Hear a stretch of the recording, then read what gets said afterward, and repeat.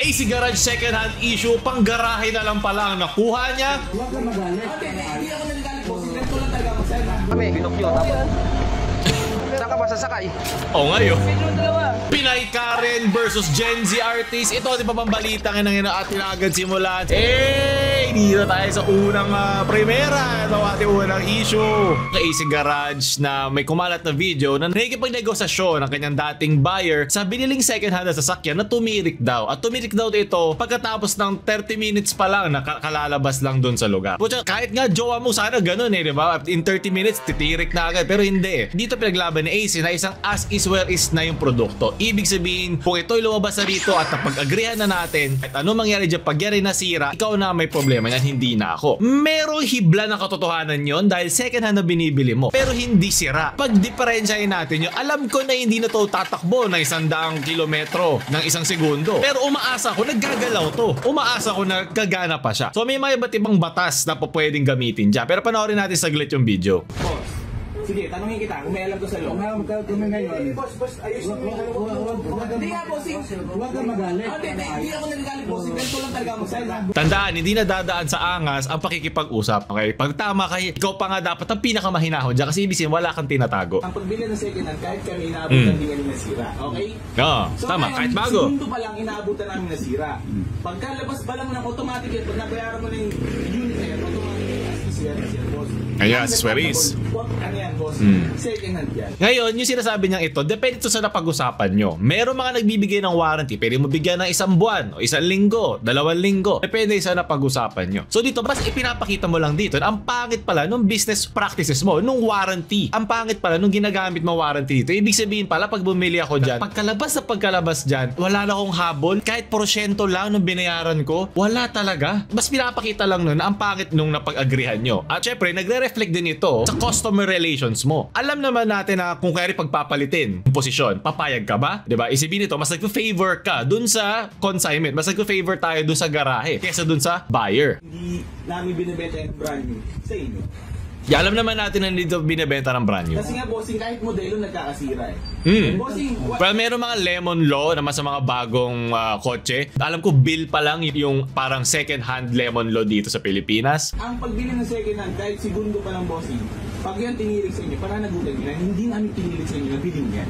Totoo na hindi mo yung pinili ipabili. Pero syempre, respeto at dignidad mo bilang isang business na bantayan yung customer mo. Hindi to mga parang tao na hinaantay mo lang mauto, diba? O mapunta sa isang patibong. Pag nahuli, huli ka, no? Hindi. Syempre, may after sales yan. Paano natin to mapagdidiskusyonan pag nagkaroon ng ganito mga pagkakataon? Kasi alam ko naman, karamihan dyan sa mga binibenta mo na second hand ay gumagana naman talaga eh, diba? Napapagana pa naman natin. Pero ang isang business ay hindi nasusukat sa galing nilang magbenta o sa galing nilang sumikat, sa galing nilang mag-sales. Pero kung gaano kagaling mo, masusolusyonan ng mga problemang parating. At hindi pag-iwas ang problema dapat ang isipin mo. Kung hindi, paano mo malalagpasan yung problema pag dumating na nga sa'yo? At ito yung oras na yun eh. Paano mo ipapakita? Bossing, wala na ako doon.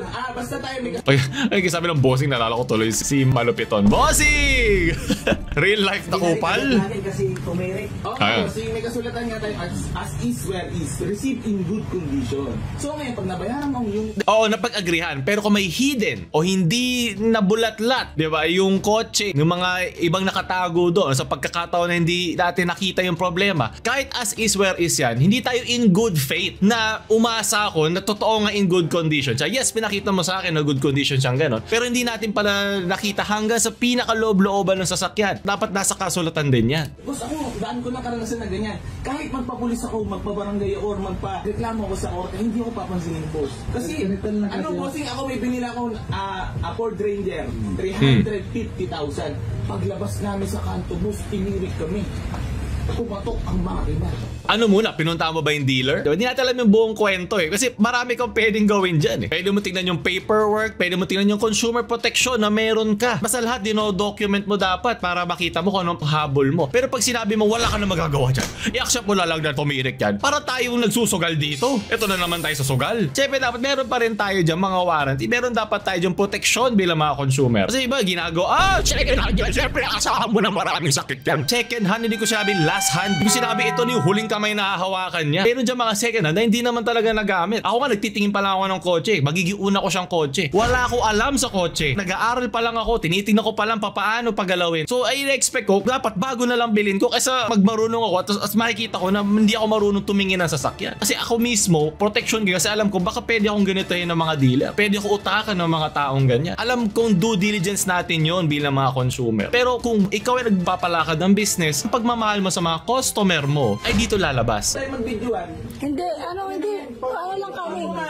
Hindi. Mag-videoan tayo. Walang problema ko. Hindi, ang sa amin lang kasi, ayan, nausap na namin ng maayos. Ito na sana yung oras para mapakita natin yung professionalism natin pagdating sa pag-handle ng problema. Siguro willing naman sila magbayad ng porsyento lang. At ano ba naman yun na maibigay natin? Basta ma-prove nga natin na tumirik nga yung sasakyan. Marami naman talaga mga consumer na kupal eh. Diba? Marami mga manguuto, sisirain yung kotse para maipakita o para makuha yung mga ganitong pribilehiyo. Pero sana mapakita natin sa kasulatan lahat yan. Dapat i-check natin lahat yan. Kasi may kaliwat kanan na rin ng mga naglalabasan na reklamo kay AC Garage regarding sa kanyang mga practices. Tulad niya, tinatanong niya, boss, paano naman kami uwi kami Isabela? Boss, online ka na, maawa ka naman dito, kanina pa kami, kuha ka lang ito, boss, hindihan mo. Hindi ko lang kung totoo to.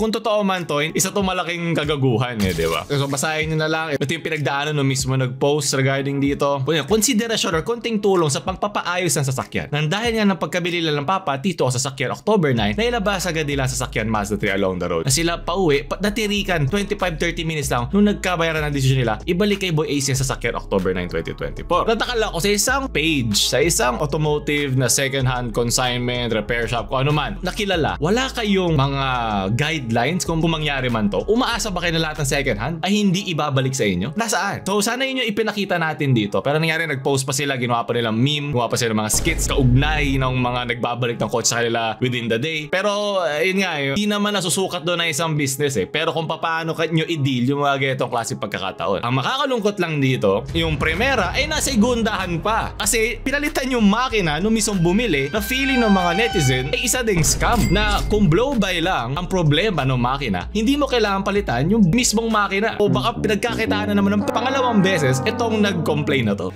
Ano masasabi mo doon kay Boy AC Garage? Scammer yan. Kanino na po binili yan? Boy AC Garage. Ito po, may ginagawa tayong Mazda ngayon dito sa shop namin sa Rene. Kung Mazda 3, kabibili third lang hand nila na. ng Mazda nila. 7 days pa lang. Ito na naging resulta ng langis niya. Sobrang itim na, nag-blow by na yung makina. Ito pwede mo ito ilublob dun sa langis pag may nakita ka onte, diba? Malalaman mo. Sasalo mo din sa puwet niya ni AC. Ngayon, pwede mo palitan ng makina ng blow by. Depende kung gaano katindi na yung makina. Pero kung simple pa lang, kung ang nag-decision agad niyan ay yung mismong mekaniko, kailangan mo isipin bakit. Pwedeng oil additives lang o palitan yung mga piston rings o yung mismo mga ring replacement, diba? Nagulat lang ako na biglang buong makina yung kailangan palitan. So, ibig sabihin, either ang lala na agad niya sa AC Garage o dito, para mas madagdagan yung isisigil mo, palitan lang natin yung buong makina para wala ka ng problema. Bigyan natin ng 50% off. So, kawawa naman. Di ko tuloy alam kung talaga bang walang experience itong nag-complain. Totoo ba na talagang kailangan na palitan yung buong makina ng ganito? Para ayoko na tuloy bumili ng kotse. Ito na lang, crash gear. Laro-laro na lang tayo. Garuda Eagle na lang ito. Kesa Barubal Eagle na makuha sa mga garahe. Ang nangyari doon, papalitan yung makina niya. Oo. Oil change, naging buong makina change, yung nakakalungkot. Siyempre nakita kong gaano kalala na kinailangan palitan yung buong makina. Yung nakakagulat dito. Ilabas mo na sa ride nila, kahit isang oras lang, balik mo, hindi nila tanggapin yan. Ito po, ito yan may-ari po. 7 days pa lang nila nabili. Ano ba sabi niya kahit magreklamo pa daw kay Tolpo? Yun ang sabi. Kahit pa na magreklamo kay Tulpo. May video kami dito. Patag nga na lang si Mr. Rapi Tolpo. Oo, kaya si gawain ni Boy AC Garage. Dami nagreklamo diyan na kapag binibili daw yung kotse, wala na daw warranty. Tawag sa ganyan parang sleazy. Ginagamit yung mga loophole o yung mga wording tulad ng as is, where is, di ba, yung mga ganong bagay para sleazy practices na hindi mo siya mahabol buong buo ng batas. Pero yun nga, ang tingin nga lang sa ng komunidad ay ang kupal ng galawan mo. Parang ganon. So di ko alam, di naman ako ganon kagaling sa batas ng kotse, kung anong habol mo dito hanggang saan maabot, anong patakaran na pwede mong sundin. Pero yun nga yung nagkaasaran sila dito. At ayun nga, yun ang naging katapusan ng video na yun. O sige, so i-park muna natin yan. Sold naman na issue. Double booking ka, ma'am. Double book kami, Papso, angkas saka Joyride. Ha? Ano na? Naku, lasing. Dapat di po ganun, ma'am. Baka bahala kayo eh. Ay. Dalawa kami, oh. Dalawa kami, paano yung isa? Anong problema? Bahala kami sa isa, tingnan mo. Huwag niyong daanin sa sindak. Kaya nakaka sa mga taong ang aangas magsasalita di ba? Baka alam mo, sisindak mo kasi, kaya nakasar ako sa mga ganun magsalita sa internet. Walang laman yung sinasabi nila, pero dinadaan lang nila sa kanilang tono, sa kanilang pananalita, para makuha yung gusto nila o sila yung sundin. Dalawa kami. Pinokyo, tapos. Saan ka ba sasakay? Oo nga yun. Pwede dalawa? Dalawa ba kayo? Oh! Kaki-bullshit technique! Ha? Dalawa pala kayo eh. Dalawa ba kayo sasakay, ma'am? Baka magkahiwalay utak niya. Eh, yun ang... Abala. Ha? Sabihin abala. Ikaw malas ka eh. Sabi mo abala eh. Sa'yo na ako. Ano ka naging hindi abala? Abnormal ka ba? Tumigas na ba yung langis sa utak mo? Paano kayo dyan? Ayoko sa kanya. Gusto nga ako. May nag-book sa kanya eh. Eh, parehas kasi ng pangalan. Okay na. Tawag naman sinubok sa'yo. Ikaw nga yung nag-book eh. Isa lang pangalan. Ano ba? Isa nga lang pangalan. Try natin mami sasakay na isa, ma'am. Hindi ako kayo sabay. Baka nauna yung katawan tapos yung susunod yung kaluluwa. Iwan niyo siya sa amin. Oo. Naman eh. Di nga pwede, mag-book ka. Sige, hintayin na lang namin lumabas yung isa. Kahit sumakay ka dyan, hindi yung gagalaw, boy. Ma'am, try natin yung isa para okay rin kami. Gusto ko ba yan eh? Ano? kami naalit. Ako hindi. Naman eh. Hindi mo ba hindi? Hindi, hihintayin nga namin yung isa eh. Nakakaasar yung mga itong magsalita eh. Ikaw na kayong mali eh. Di ka man lang ba nag-iisip? Di mo ba naisip ano yung pakiramdam? Ano ba to? May hangover ba to? Ano sabi niyo ba? Dalawa nga kami sasakay. Hindi mo piniyak mo na. Ay, Sabay na natin, mamaya ang isa lang. Hindi lang kasalanan yan. pareho nga yung pangalan. Tama. Ilabas mo muna yung isa bago kami sakay. Dapat dyan ang mga ganyan, one star, hindi na pwede sumakay. Kahit kay AC Garage, hindi ang mabibigyan. Palo ka, ayop ka. Sunod na balita, ito naman. Tatawagin natin siyang Marites. Siya yung nag-post ka ba kailan sa FB regarding sa kanyang experience na makatrabaho isang Gen Z. Gen Z are a nightmare. They're a bunch of entitled selfish pricks. We understand your frustration. Can you show us the whole con for more context? No! You Gen Z clearly lack wisdom. That screenshot in my testimony alone is enough context. Okay, boomer. Hindi na ka boomer yan eh. Ito kanya pinost. I finally have my first experience of Gen Z nightmare. Gumising ka, Marites. It's absolutely no longer harmless. It's a nightmare. Now decide when their work is done and they approve the work, not the client. Ito na naman, tulad na pinag-usapan si kanina sa AC Garage, ano yung napag-usapan? Meron ba silang parang requirement sa part nila? Ito yung aking deliverable. Hanggang dito lang. Hanggang dalawa lang ba ating revision? Then, hindi ako pinagbigay ng pangatlo. Babayaran mo na yun. Para mga ganun example. I wonder who is responsible for making them like this? The school? Because at home, parents can only do so much. When these kids reach adulthood, parents can actually only do so much. Sabi mo, gito na magpaaba na essay. Especially if one parent is not a healthy one. O po, siya na pag nausgahan na rin agad ng magulang. And with many of them combined with all their entitlements and lacking a sense of responsibility, who do they actually listen to? They don't respect elders, their parents, they certainly don't respect authority. It's really just all about entitlement. What is happening to this generation? 3 question marks. The good kids are outnumbered by self-entitled kids. Ang dami mo naman statistics po. Daig mo pa NSO, National Statistics Office. How do you protect your children for this? Homeschooling!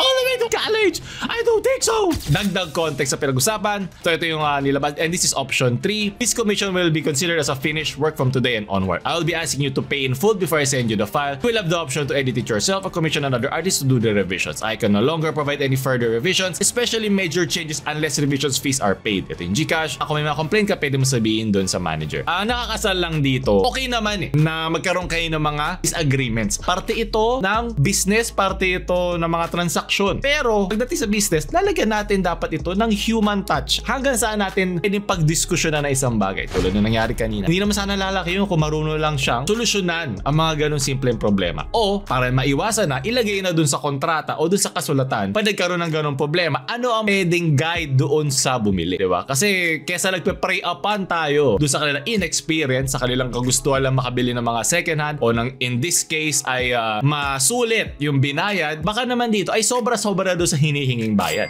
Ano yung napagkasunduan nyo? Kanya-kanya sa napag-usapan kasi kada business at kada mga freelancers or mga professionals, kanya-kanya silang level sa kanilang buhay na willing sila dito magtiyaga, hindi na sila willing sa ganitong klaseng parte. Kaya dapat pinag-uusapan lang yan at dapat open kayong mabulat-lat lahat yan. Wala dapat taguan dyan. Kasi alam naman natin lalabas yan, di ba? Yung mga problema pag hindi nyo na pagdidiskusyonan. So yan, hinihingi sa kanya dito yung buong context. Pero nangyari, sa dami ng sinabi niya rito, pwede naman niya sana i-copy-paste talaga yung pinag-usapan nila. I-blur. Ibig sabihin, baka meron siyang tinatago. Yun yung nakakalungkot dito. Okay na, pwede ka naman sidean eh. O, kung magluluto ka sa social media, dapat handa ka din matasi ka ng mantika. Lalo na kung hindi ka sigurado sa pinopost mo online. Ano yung buong konteksto niya? Kasi ganito na ang social media. Nag-checks and balances na yung mga yan. Hindi pwede malabas sila ng isang parte sa side na agad sa'yo. Unless yung unang post pa lang ay naiintindihan agad na nakararami. Pero hindi. Parte lang, isang punto lang. At paano mo nasabi yung buong generalization na yung lahat ng Gen Z ay gano'n? Diba? Marami kang dapat dyan tinitake into consideration. Napa-oil change bigla si ma'am dahil sa nangyari. Tuling balita kaya na yun. Para okay. Para mga ano lang, pinapakain ng tilapia eh, no? Oh my God.